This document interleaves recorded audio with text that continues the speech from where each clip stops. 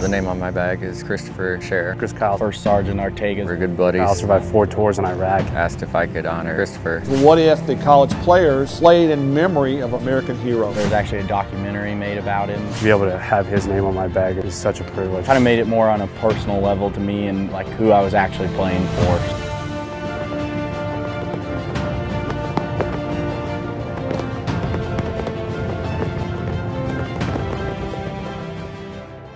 So the other night when we were at Luke Air Force Base, there was a guest speaker and he talked about the fact that he knew the family of one of the soldiers that had passed away.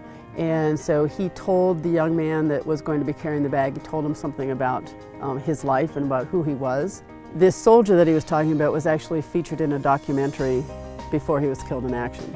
So the young man that was carrying the bag went back to his hotel room and actually found that documentary. He took it upon himself to find that documentary. I think he found it on Netflix, and he watched the whole thing that night.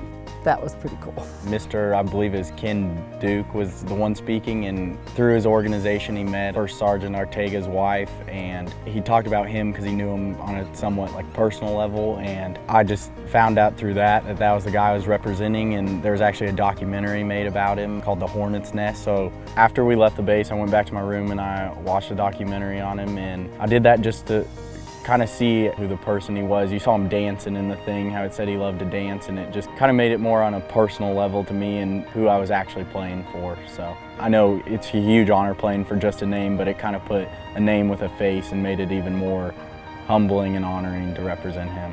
I wouldn't be playing golf even if it wasn't for people like him, and just how lucky we are that they'll give their lives for us.